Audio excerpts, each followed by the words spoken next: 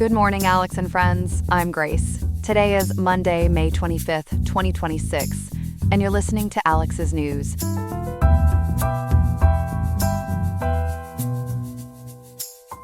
The weather in Riverside will reach a high of 75.8 degrees today, with a low of 55.6. As we observe Memorial Day, we take time to honor those who have made the ultimate sacrifice for our country.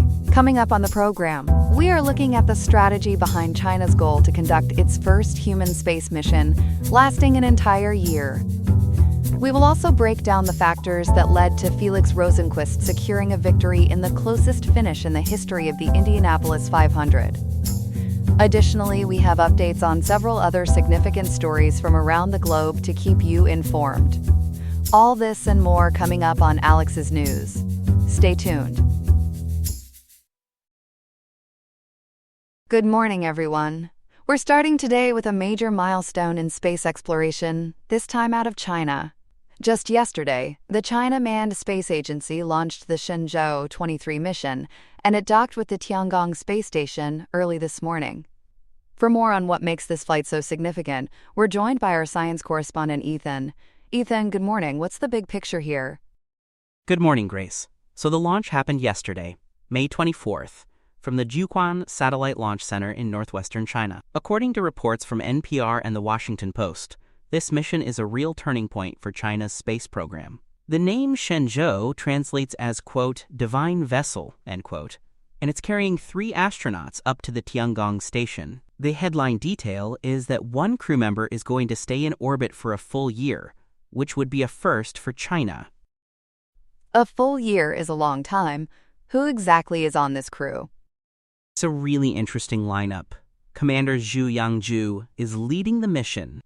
He's a veteran flight engineer who previously flew on Shenzhou 16, so he knows the station well. Joining him is Zheng Zhehuan, a former Air Force pilot, and then Lai Ka-ying, who is also identified by the Mandarin transliteration Li Jiaying.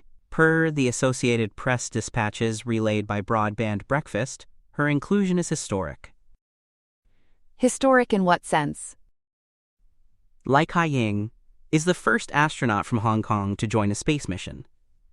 Before becoming an astronaut, she was a member of the Hong Kong police force and earned a doctoral degree in computer forensics, which is a pretty unusual path to orbit. Analysts have noted her selection is a significant cultural and political milestone for the region.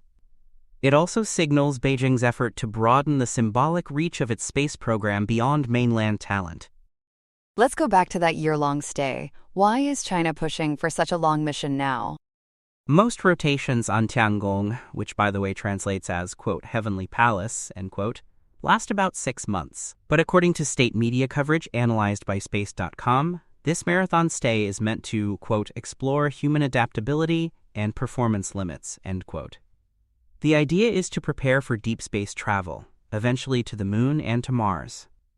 China is targeting a crewed lunar landing by 2030, so this is foundational research for that goal. How does a year in space compare globally? That's right up there, but not quite a world record. The absolute record is still held by Valery Polyakov, who stayed aboard Mir for 437 days back in 1995. According to NASA and Roscosmos records, China would become only the 3rd nation, after Russia and the United States, to attempt a year-plus continuous human mission. So it's an elite club, and a way for China to demonstrate that its life support systems can hold their own against the International Space Station. Speaking of the ISS, China isn't part of that program, right? That's right. China was excluded from the International Space Station largely due to U.S. national security concerns, which is a big reason they built Tiangong in the first place. So this year-long mission is partly about proving technological independence. It's also a soft power play, showing that China can offer an alternative platform for international cooperation. In fact, they're planning to host a Pakistani astronaut later this year. What kind of science will the crew actually be doing up there? Quite a lot, actually. Detailed reports from CGTN and Science Alert say the crew will conduct dozens of science and application projects. On the biological side, they're studying what are called artificial embryos, including zebrafish and mouse embryos, to understand how reproduction works in microgravity. There's also materials research on rare earth alloys and novel battery technologies. and they'll be installing space debris protection devices on the station itself. That debris point feels important. Why now? Because low Earth orbit is getting more crowded by the month, and impacts are a real and growing risk. That's actually connected to a dramatic incident from late last year. The outgoing Shenzhou 21 team had been on the station for over 200 days, which was longer than planned, and that extension was triggered by an emergency back in November 2025. What happened in November? According to Space.com and the South China Morning Post, the Shenzhou 20 mission suffered what officials called a, quote, penetrating crack, end quote, in the viewport of its return capsule. That's a serious problem, because the return capsule is essentially your ride home. So Chinese space officials had to organize what's being described as a lifeboat swap. How did that swap actually work? It was complicated. The Shenzhou 20 crew ended up returning to Earth using the Shenzhou 21 spacecraft, which had been the lifeboat for the next crew up. That left the incoming team on Tiangong without an emergency exit, at least temporarily. To fix that, China launched Shenzhou 22 uncrewed as a replacement lifeboat. It was a tense few weeks, and it really exposed how thin the margins are in human spaceflight. So how is Shenzhou 23 different, given what they learned? Engineers built in several structural modifications in direct response. The new spacecraft has dual-layer anti-ablation glass on its viewport, so if the outer pane is compromised, the inner pane still maintains cabin pressure. They've added new reinforcement devices on the interior of the window as well. And to offset the extra weight of all that shielding, the cabin electronics were miniaturized, so the instrumentation is smaller and lighter than before. That sounds like a thorough fix. But I understand there's some skepticism about what really caused the crack. There is.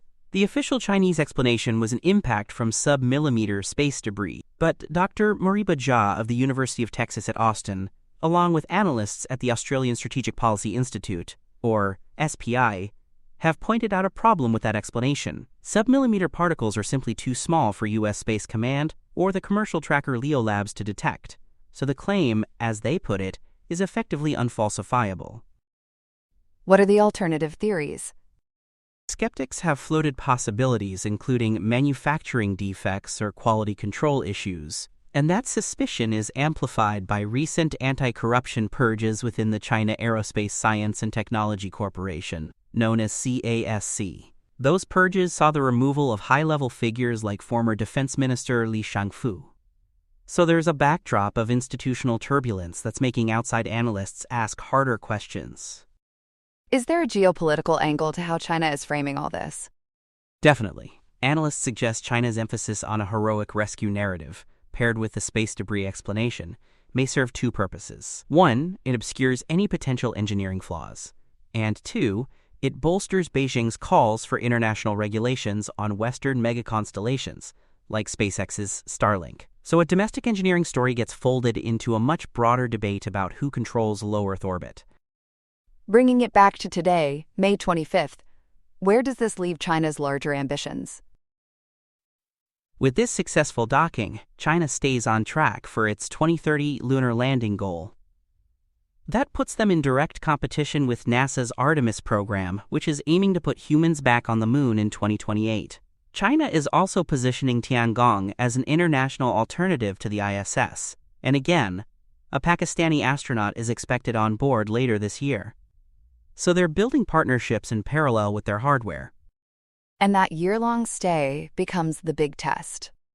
Exactly. The mission's success over the next 12 months will really be the definitive test of whether China can sustain long-term human life in orbit. And it's happening in what experts now call a, quote, congested and contested, end quote, environment in low Earth orbit.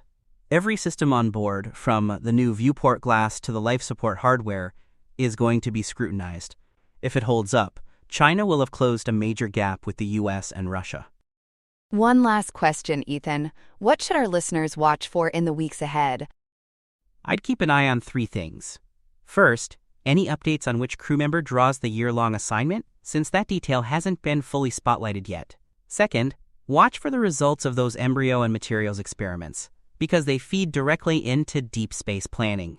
And third, see whether international skepticism about the Shenzhou 20 incident leads to any independent technical review. That's where the politics and the engineering really intersect. Fascinating stuff. Ethan, thank you so much for walking us through it this morning. Always a pleasure, Grace. And now to a finish for the history books at the Brickyard. Yesterday's Indianapolis 500 delivered what's being called the most dramatic conclusion in the race's 110-year history. Here to walk us through it is our motorsports reporter, Chloe. Chloe, good morning, and just how close was this one? Good morning, Grace. Honestly, you could barely see daylight between the cars. Felix Rosenqvist beat David Malukas by 233 ten-thousandths of a second, or 0.0233 to be exact. According to the Associated Press, WLWT, and KMBC9 News, that shatters the previous record for the closest Indy 500 ever. The old mark was 0.043 seconds, set back in 1992 when Al Unser Jr. edged out Scott Goodyear. Wow. So we're talking about a record that stood for more than 30 years. How did Rosenqvist actually pull off the pass? It came down to the final 50 feet, Grace, which is just incredible at those speeds. Rosenqvist tucked in behind Malukas coming out of turn 4 to grab a draft, then swung his number 60 Meyer Shank Racing Honda to the outside. IndyCar.com and Fox Sports report he found just enough power to surge ahead right at the yard of bricks. It was, by any measure, a daring outside pass at the absolute last possible moment. And before that move, there was a whole lot of chaos on the track, right? Oh, the final laps were wild. With 7 laps to go, officials threw a red flag after a frightening accident involving rookie Kyle Collette. WLWT and Fox 17, WXMI, reported flames were billowing from Collette's car as it skidded into the grass. That forced a 10-minute delay just to clean everything up before they could resume racing. A 10-minute pause that late in the race must have completely changed the dynamic. It really did. When the green flag came back out, Marcus Armstrong and David Malukas surged right past the frontrunners, Rosenqvist and Pato O'Ward. But the rhythm got interrupted again, with 3.5 laps remaining. Mick Schumacher, who is the son of Formula One legend Michael Schumacher, brushed the wall in turn 2, and that triggered one final yellow flag. So now we're set up for a one-lap shootout. Take us through that final restart. This is where it gets really interesting, Grace. On lap 200, Malukas, driving the number 12 Verizon Chevrolet for Team Penske, pulled off a powerful slingshot move to overtake race leader Marcus Armstrong.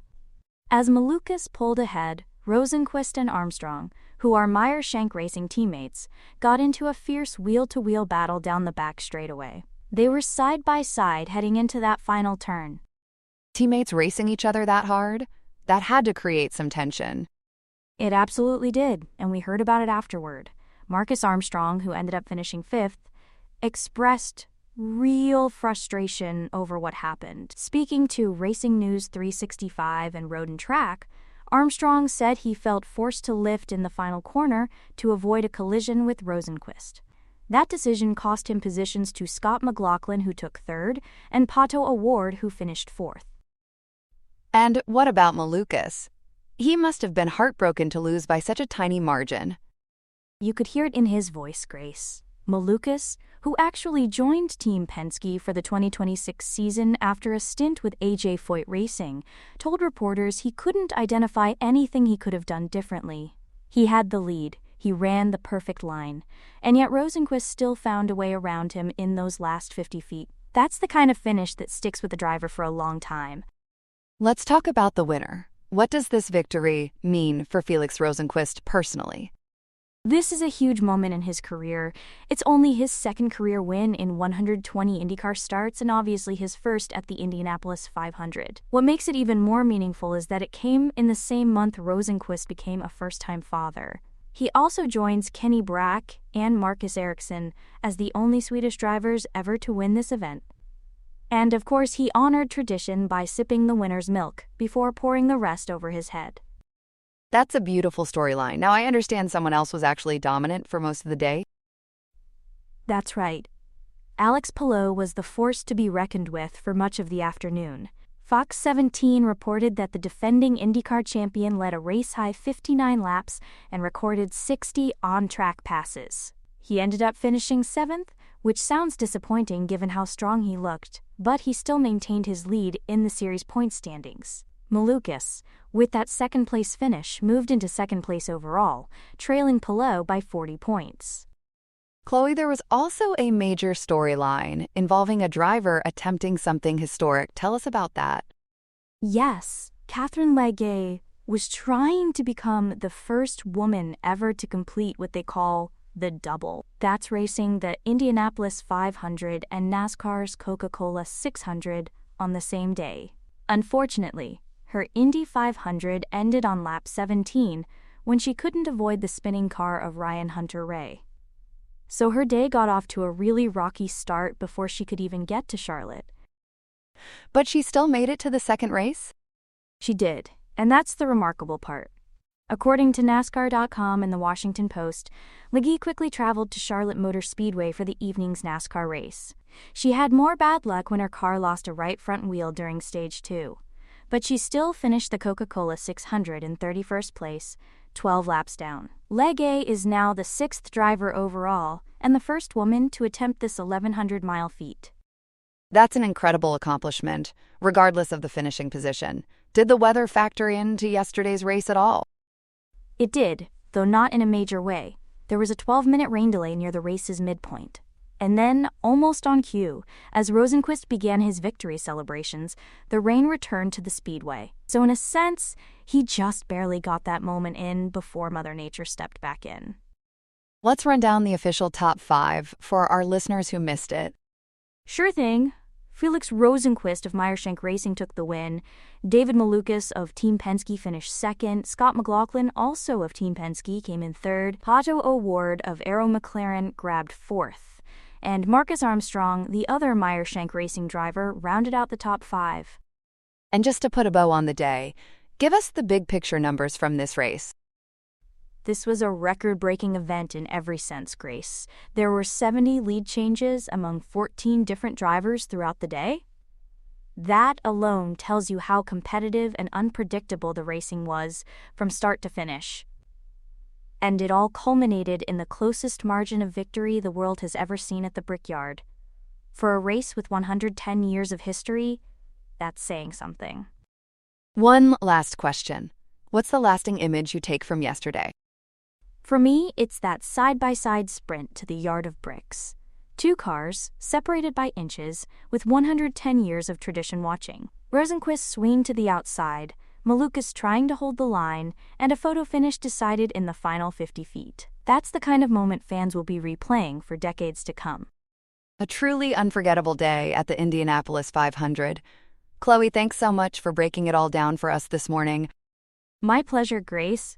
Always a thrill to talk about racing like this.